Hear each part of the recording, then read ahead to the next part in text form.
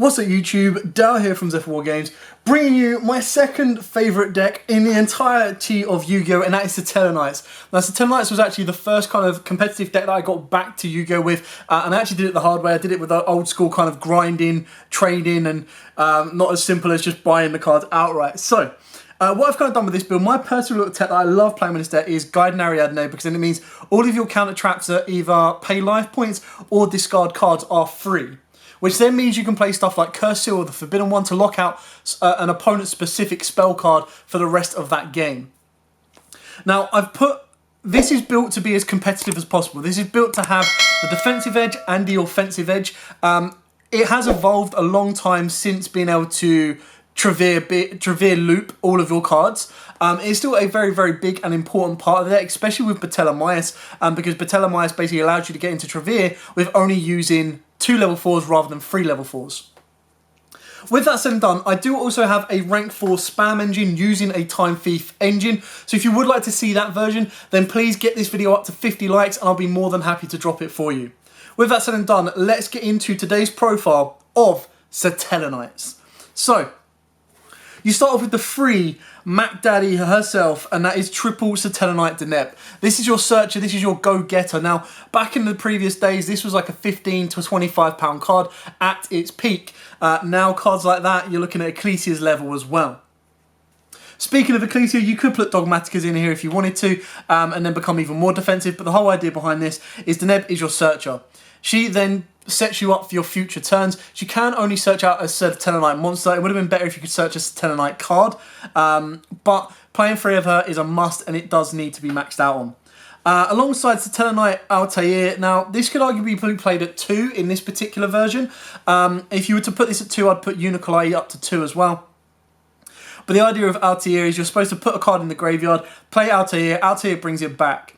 Now one thing you have to keep in mind is that if you use Altair's effect, only Satellarknight monsters can attack that turn.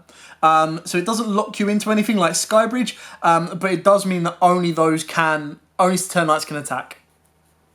We've then got Double Vega. Now in this particular version, because we are in the age of 2020, you do need to have that fallback plan of, if I don't open up well enough, if I don't get the counter traps that I need, what can I then do? So with this, you can Vega into an Unicolai, into a Deneb, get a search off, link them two together, Verte Anaconda, straight into Dragoons.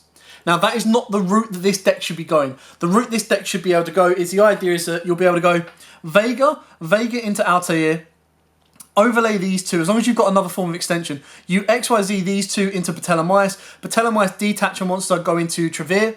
Trevere can then detach to rip one from your opponent's hand, and then what you do is you link Trevere off with something else, and that can go into Verte Anaconda, meaning you've ripped one from your opponent's hand. Trevere can then revive a Satellarknight as well, that can then be used for Satellarnova Alpha, which is the counter trap that I'll show you when we get further into the profile. And then the idea is you're building your board back up. We've then got the one Satellarknight Unicolai. This is your Foolish Burial. It is your strongest Satellarknight monster. And the best thing about Satellarknights is they are if effects, so they can't miss timing, which is beautiful. We've then got the spicy tech that I love to play in all my Satellarknight decks, and that is triple Guiding Ariadne. Now, this was better in the Demise version because the idea was that you could just fill up your scales with this. But what this does is it means any counter trap that either pays life points or discards, you don't have to do that. Then if it is destroyed, you get to reveal 3 counter traps, even with the same name. Your opponent chooses one of them to add to your hand, you shuffle the rest into the deck. So this can search you out your Satellarnova Alpha if it gets destroyed, but the whole idea is being able to go Judgment, Strike, Warning, Ultimate Providence, all for free. And the best look on your opponent's face is when they go, right, okay, that's 2,000 life points, you go, whoa, whoa, whoa, I've got Guiding Ariadne, I don't pay for anything. But if you don't want to play the counter trap version, these can easily come out. Then to help with the rank 4 spam engine as well, we do play a small rank 4 Chaos engine. Now the Valkyrie can actually be swapped out for Chaos Corrector just so you've got an additional power play on board. But again, the whole idea of this is all your Satellarknights are lights. So if you play Chaos Space, you're putting a light into the graveyard, that straight away can set up Altair plays as well. But then on top of that, what you're doing is you can then go Black Dragon Collapse Serpent, banish it out, special summon it down, normal summon a Deneb. That then turns what you would have previously have been a Deneb and an Altair in hand into a Deneb searching out an Altair with a black collapse that can then be linked off to get you a white Dragon Buster, or you can make a rank 4 if you want to, but then keep in mind you wouldn't get the Collapse Serpent. But the idea of that would then be you'd go, okay, Deneb and Collapse Serpent go into Verti Anaconda, get out your White Wyvern Buster, White Wyvern can banish Collapse, you can then banish Chaos Space to put Black Collapse to the bottom of the deck, draw 1 card, and then if you have the ability to extend 1 monster further, you can then get rid of the White Wyvern, get your Black Collapse back, and you start to loop your hand around. Then we've got the hand trap, so triple Ash Blossom, this can be Ash, this can be Ogre, this can be Veiler, Imperm, whatever you want. We've then got, of course, the Red Eyes Dragoon play. This is just that failsafe. This is the, okay, I've slightly bricked, but I still have the ability to do something at least. Dragoon is such an oppressive card that if you're backing your Dragoon up with a Judgment or with a Warning or with a Strike and you're not having to pay the life points for it, that's an additional bonus. But if you do have to pay the life points for it, again, it's not the end of the world. Because of the Chaos cards, we do play triple Chaos Space. We've then got 2 Satellarknight Skybridge. Now, this is the one that does lock you into Tellers while that Teller monster is on the field. So the idea is that whatever you're Skybridging, you ideally want to be Skybridging a Deneb into a Vega, or you want to be Skybridging an Unokalai into an Altair, because then the Altair can then bring back the card that was sent with Unokalai. So you've got to be very specific with what you're doing, and then that in turn allows you to go into Patelamaias, and then if you do have the ability to extra extend 1 more, you're then able to go into a Trevere, rip 1 from the hand, link the 2, Verti Anaconda, off you go. Double Desires, you can play Extrav if you want. The reason I went with Desires over Extrav is because I actually want to control my deck, my extra deck a little bit more, so there's more variety. But if you're going to go Route 1, even if you take out the Verti Anaconda play, you can go like rank 4 spam, so you can actually go with Extrav over anything more. Then for the other ones, we've got the 1 Rotor and we've got the 1 Monster Reborn, because obviously adding a additional extension and adding any of your monsters from your deck to your hand except your Chaos monsters. Then onto the counter traps, we've got 2 Judgment. This one should really be 2 Strikes, but I couldn't find my second Ultra Strike copy. But 2 Strikes. You've then got 2 Ultimate Providence. Now, a lot of people forget about this. Yes, it's very specific. You have to have a spell, trap, or monster in hand to negate it. But if you don't, and you've got the Guardian Ariadne and the Scales, this just becomes a free counter and trap negate, which is beautiful. You've then got your 2 Saturnova Alphas. Now, I'm only playing 2 because the idea, again, is not to leave your Satellas on the board. And the only time you ever want to leave the Satella on the board is when you're bringing back or special summoning from the deck using Trevere or Deltaros's second effect to then get you additional extension, because long gone are the days of normal summon a Tellarknight, place the Tellarnova Alpha, and then by playing that Alpha to then negate and draw a card, that's their turn end. Like, usually your opponent can play through 2 negates. You do need to be saving your Alpha for when you've got more than 1 monster on board. And then 2 Call of the Haunted, purely for the Trevere loop. But the idea is, again, if you were to have an Alpha plus a Call of the Haunted, you're then going to be able to go, okay, cool. Call of the Haunted, bring back the Neb searches, Alpha then can negate. So it's very specific, and then you make Trevere, bounce these back to hand, play them again and go. So, like I said, you're not relying on the Trevere, because the idea is that your Trevere is going to be early turn to rip card from the hand, and is a late turn, let's bounce everything back and start again. But the loop you want to go for is you want to be able to back up your Dragoon with all of the counter traps that Satellas provide, along with your Satella consistently to go into your rank 4s after that as well. And then you're going to be focusing more on your Dark Patelamaias, your Deltaros, and your Constellar Diamond as well. Moving on to the extra deck, we do of course play double Dark Tellarknight Patelamaias. This card is insane, I absolutely love it. The only disappointing thing with this card is it's 2 level 4 Tellarknight monsters.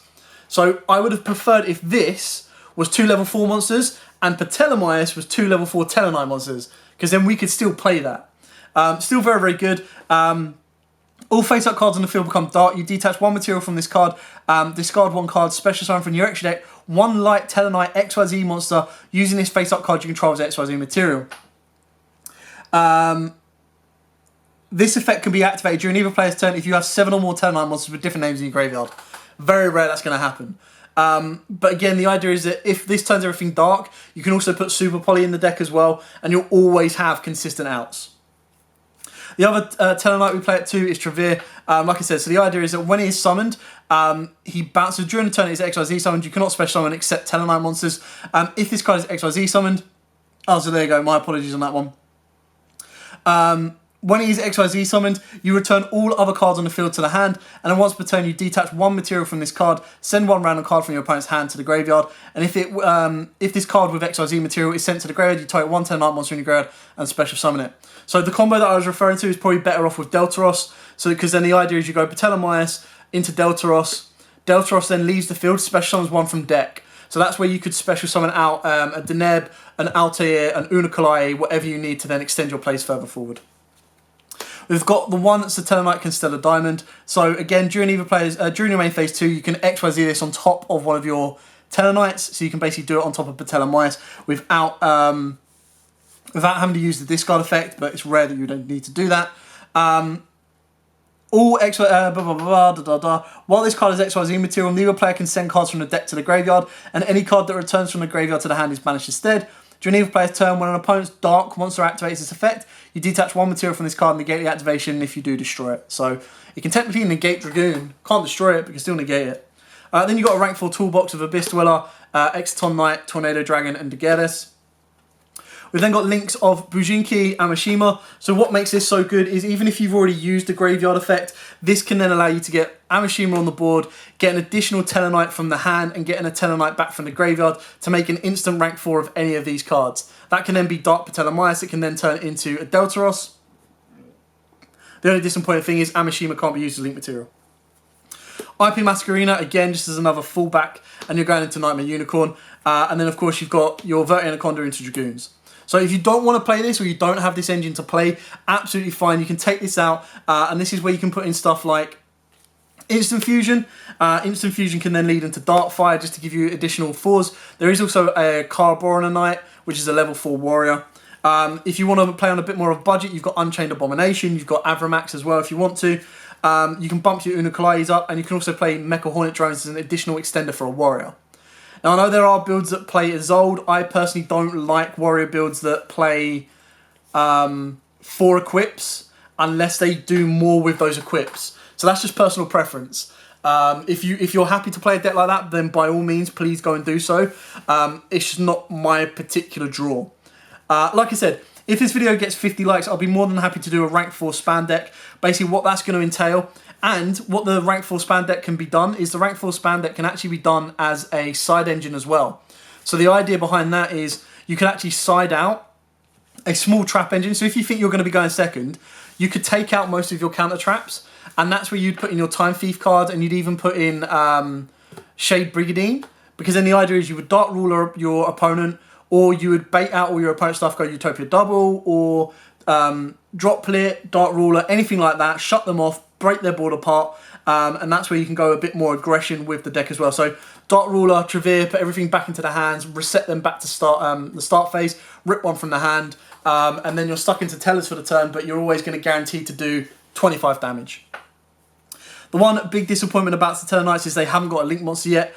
We do need like a Tellarknight link monster that is basically, if this card is link summoned or is unaffected by other Tellarknight monsters, because that's the other thing with Trevere is, if you're not playing the control with like loads of continuous traps to bounce back to your hand and start again, it can be quite damaging in the sense that you're always going to bounce your entire board back. You're not going to have anything to follow back up on. So the only real thing you're doing is you're going to loop your opponent in. So like, I remember back in the day playing Necros against this deck, and it was Necros of Anti-Spell, and it was like, cool, Trevere, bounce everything, rip one from hand, set everything, go again, Anti-Spell in the standby phase, bounce everything, off you go.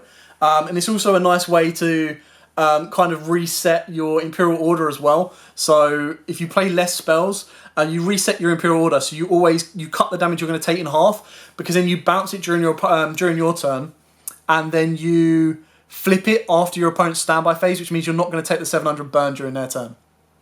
So yeah, thanks for watching. Like I said, if this video gets 50 likes, I'll do you the rank 4 spam version as well. This is all about control. This is all about being able to back Dragoons up using your Satellarknights. This is all about being able to recur the Satellarknights from the graveyard, and also being able to basically play Solemns for free. And that's what I love about this, is I actually get more satisfaction out of my opponent thinking I'm going to take like a couple of thousand life points damage, and they think their job's going to be easier, and I go, no, I'm just going to play it for free. So that's always fun. Anyway, thank you so much for watching. Don't forget to like, comment, subscribe, share. Till next time, guys, as absolutely always, stay safe and happy dueling.